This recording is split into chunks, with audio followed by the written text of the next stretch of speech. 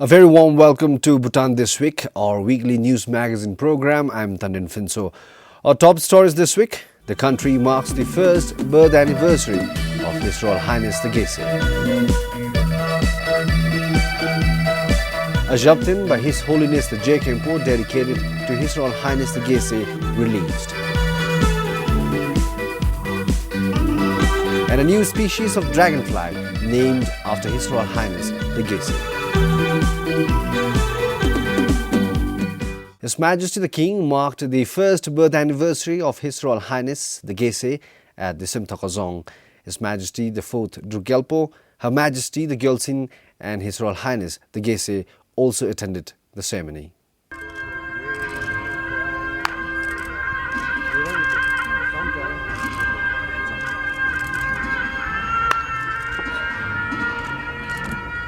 Their Majesties offered prayers at the Samtse in Thimphu.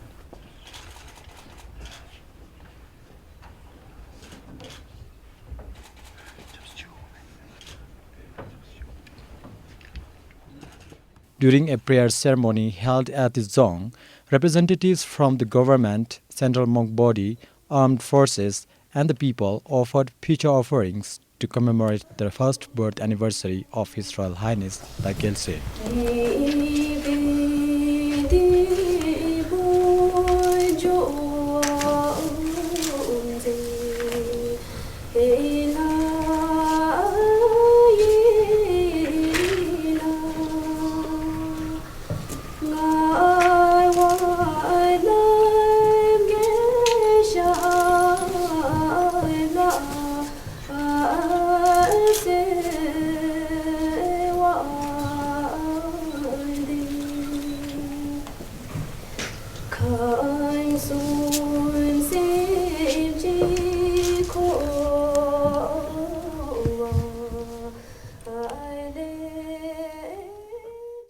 The Agriculture Minister made a symbolic offering of traditional Suibam herd consisting of cattle, horse and mastiffs complete with tag to His Royal Highness the Gyalsey on behalf of the people.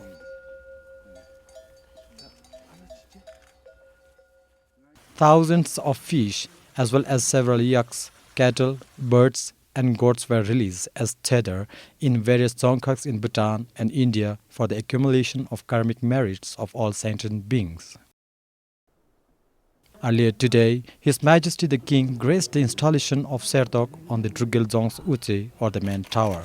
The reconstruction project for the Dzong, built in 17th century, was announced last year to commemorate the royal birth. The work began in August last year and so far 15% of it has been achieved. With additional information from Sangye Chenzom in Paro, Changadoji for BBS News.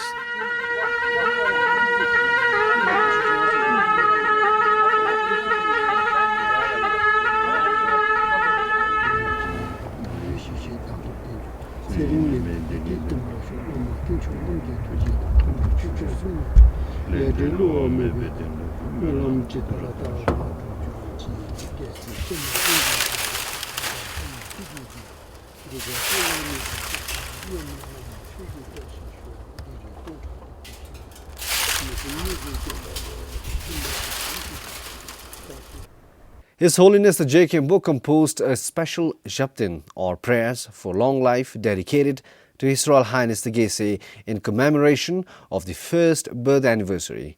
His Holiness celebrated the day with the people of Samtse. Marking the day, His Holiness offered prayers and lit butter lamps for the well-being and long life of His Royal Highness the Gyalsey.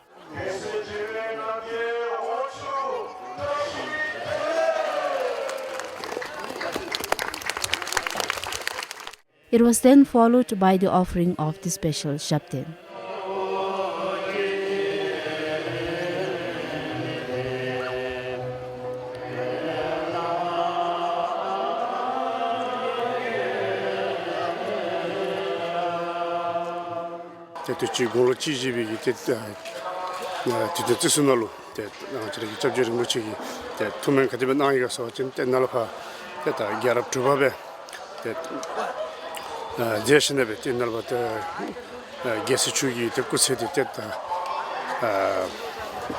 유리도 땐내려도 잡아치네도 다시 개주세 투미 대배 나베 대다리 셔대 치티지베 미치 대다리 아니베 좀 나베 당 지도 스토바 대베 어떻게 나진 아주 중국 저기 지수 대베 슈츠치세 우슈니라. His Holiness the J. Khenpo also presided over a Tsepame Lhachi Bumchi prayer ceremony.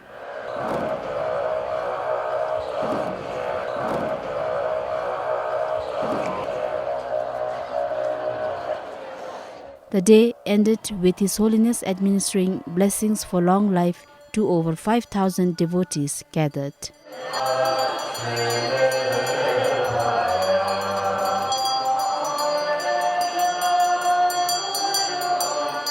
For Kilewonchu in Samtse Jonkar, Dojidema, PBS News. Prime Minister Singh Tobgay launched the Zonka dubbed version of an animated television series, Sheldon. It is being telecast on Channel 2 of the Bhutan Broadcasting Service beginning Sunday.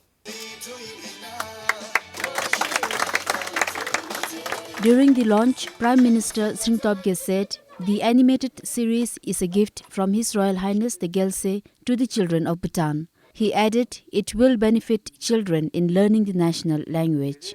The series will also help those elderly people who did not get the chance to learn Zonka before.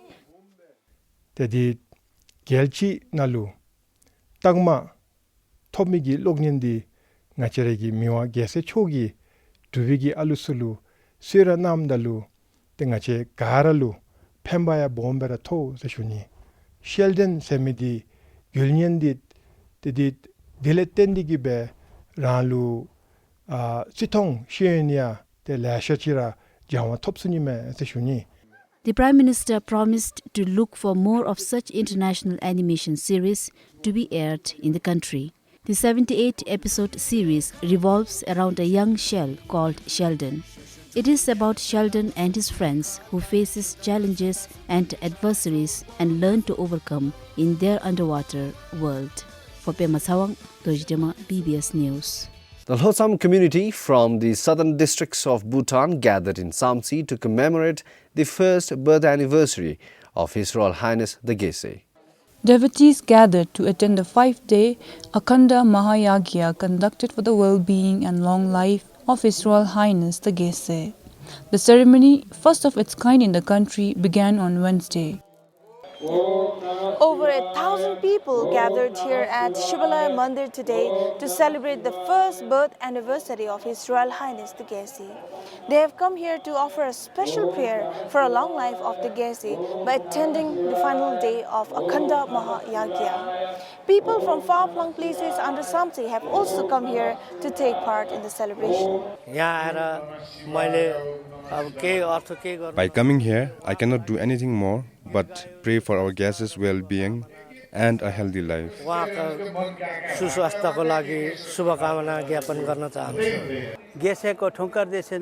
I am happy that I could take part in celebrating His Royal Highness the Gyalsey's birthday. 1,000 butter lamps were also lit as part of the celebrations.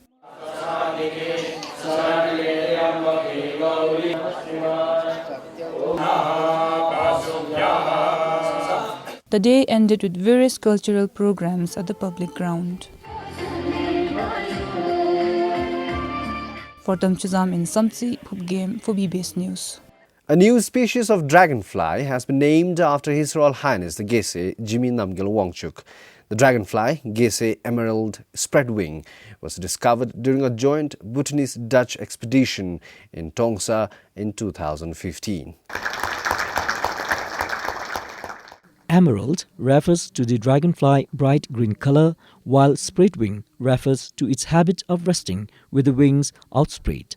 According to a news release from the Ministry of Agriculture and Forest, a new species of dragonfly have been named in honor of the Gyalsey Jigme Namgyal Wangchuk as a symbol of appreciation and gratitude for the extraordinary leadership of Bhutan in biodiversity and environmental conservation. This species, during their young stage, lives in water and are dependent on good water quality. They are often called guardians of watersheds. The new species is restricted only to the mountains of Asia. Out of more than 150 estimated species, 113 species of dragonflies are confirmed to be found in Bhutan. The discovery of Gyalsey emerald spreadwing was the part of the project for establishment of a knowledge base for invertebrate in Bhutan and the institutional and human capacities. The National Biodiversity Center spearheaded the collaborative project. Sonam Phunso, PBS News. To commemorate the first birth anniversary of His Royal Highness the Gyalsey, the Agriculture Ministry launched a series of events across the country. Prime Minister Singh Tobgay graced the event here in the capital.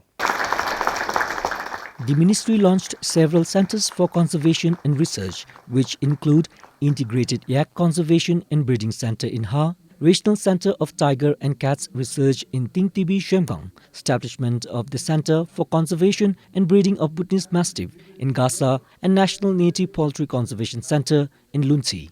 The park offices for Jomosanka Wildlife Sanctuary and the Wildlife Rescue and Rehabilitation Center in Sarpang were also inaugurated. The Prime Minister also launched Children's Illustrated Wildlife Map of Bhutan, developed by the World Wildlife Fund Bhutan and Department of Forest and Park Services. This illustrated map with cartoons is first of its kind, using artwork and creative visuals describing the country's rich biodiversity.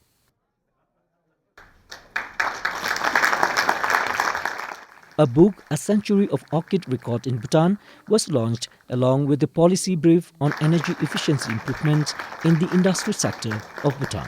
The ministry also launched the first National Forest Inventory Report, often dubbed as the Repository of Forest Resources Information and Data. Sonam Phunso for PBS News. A fair carnival for 6 Eastern Dzongkhag was organized in Gebishing by the Office of the Gesab in Mongar. The event was to commemorate the first birth anniversary of His Royal Highness the Gyalsey.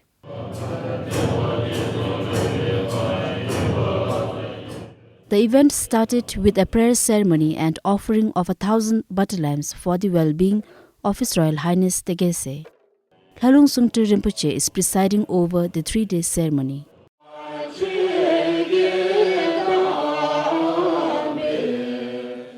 Coinciding with the day, the annual Gepushing Tsechu was observed,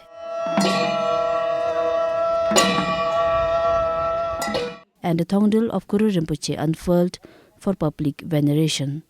Prominent arts and crafts from the Eastern Dzongkhags were also on display.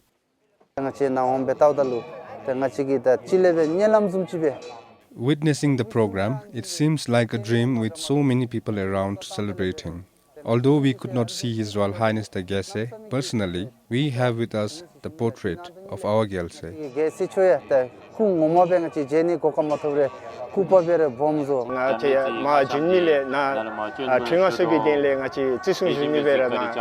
I came all the way from Jurmi to celebrate the occasion here. I pray for the well-being and the long life of His Royal Highness the Gyalsey.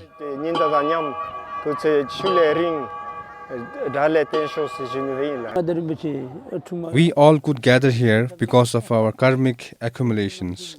It's a joyous occasion. We pray for our Gyalsey's long life.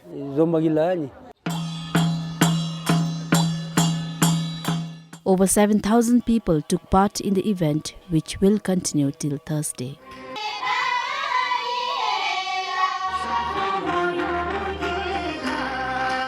For Sonam Sring in Mongar, Dojidama, PBS News. Going by the Annual Education Statistics 2016, more teachers resigned last year as compared to 2015. Most of them were teaching in higher and middle secondary schools in the country. 290 teachers of government schools left the profession last year. Majority did so voluntarily. The figure is also the highest in the last 5 years. The Education Ministry said teachers resigned mainly due to the profession's salary, which is not so attractive when compared to the workload. Today, the basic salary of the teacher is around 17,500 per month. When the experienced, the qualified and the knowledgeable teachers like them leave the system, it's a matter of concern for us because it will be very difficult for the ministry to groom those teachers. with the number of years of experiences in teaching. So when those teachers leave, definitely I think that will compromise the quality of education, because the new teachers, of course, they are giving their best, but still then when it comes to the experiences matters a lot. As per the report, about 3.5% of the teachers in government schools leave the profession every year for various reasons. We are already discussing that now when compared to other civil servants, our teachers' salary should be much better than the other civil servants are getting.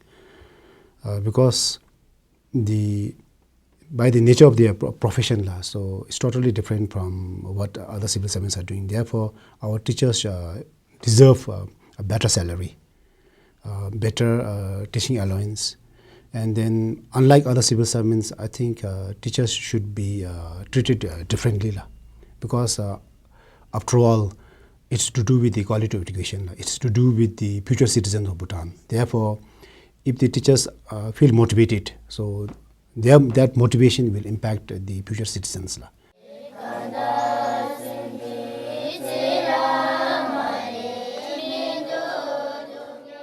Currently, a teacher, apart from the basic salary, is entitled to teaching, house rent and difficulty allowances. There are about 9,000 teachers in government schools of the country today.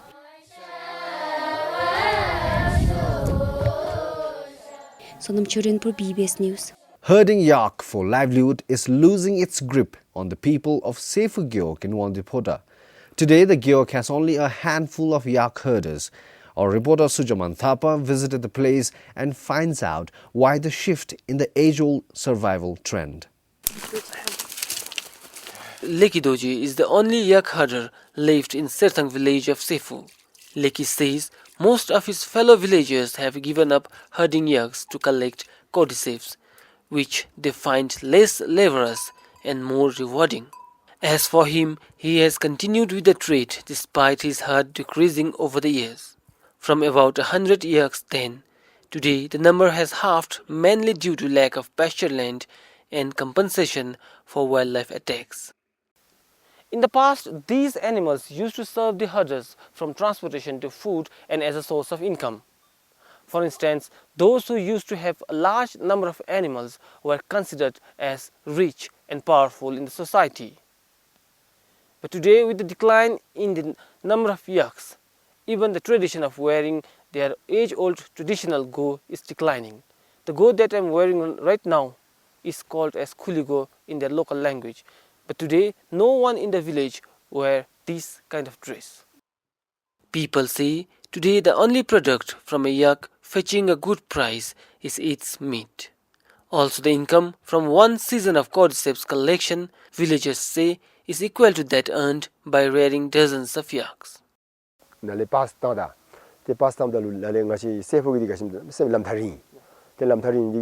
It takes us in between 5 to 7 days to reach the cordyceps collection site of our gyok. With yaks, it's difficult to travel the route as it's filled with snow.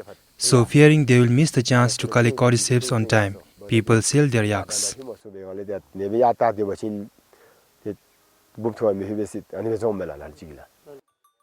The Department of Livestock said more people opting for cordyceps collection has adversely affected the mammal's population in the country.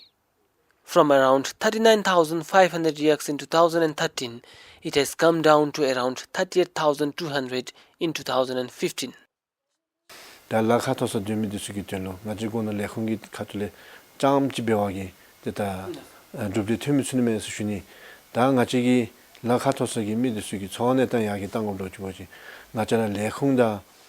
If we are to improve the socio-economic conditions of the highlanders, it should be a collective effort.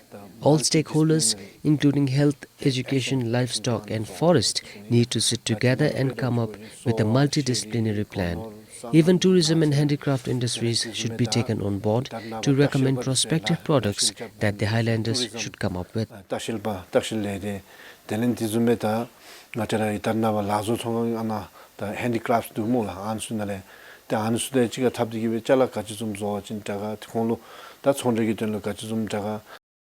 The Agriculture and Forests Ministry, will also be launching an integrated yak conservation and breeding center in Ha. Meanwhile, back in Sefu, as more and more people take up cordyceps collection, Lekidoji, the lone yak herder of Serthang, has a message for consideration.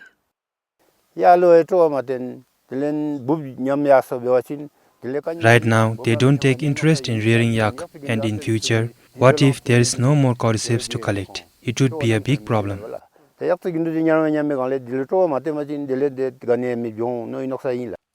Surjaman Thapa, PBS News, Trongsa. In its effort towards conserving Takin, the national animal, Bhutan need to commit to reduce disturbances from livestock through better herding and animal husbandry practices.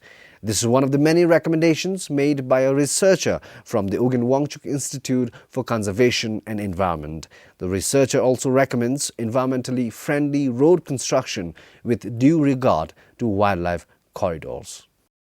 Developmental activities are found hampering migration routes and habitats of Takin. According to a research report compiled on the distribution and conservation status of Bhutan Takin, construction of farm roads and competition from livestock animals for feed are seen as a major cause of disturbance to the animals' habitat and migration route. Sange, a researcher from Ugen Wangchuk Institute for Conservation and Environment, in his report states, a prime example of disturbance to Takin migration is the construction of farm road between Gasa and Laya, which commenced in 2014. The animals were spotted in new locations like Dochula and Pumshingla, where they were first captured by a camera trap in 2011. Besides threat from developmental activities, the animal's population is also threatened by wild dogs and spread of zoonotic diseases as they migrate through habitat used by domestic animals. Bhutan Takin is a seasonal migrant. The animal migrates between subtropical forest as low as 1,000 meters during winter to subalpine regions, as high as 4,500 meters during summer, surviving on grass, herbs, bamboo and leaves of shrubs and trees. There are about 500 to 700 Bhutan Takins in the country. Bhutan Takin is native to Bhutan. Phupgam for BBS News. Well, that's all we have for you this week. Keep yourself warm and thank you for your time. Goodbye.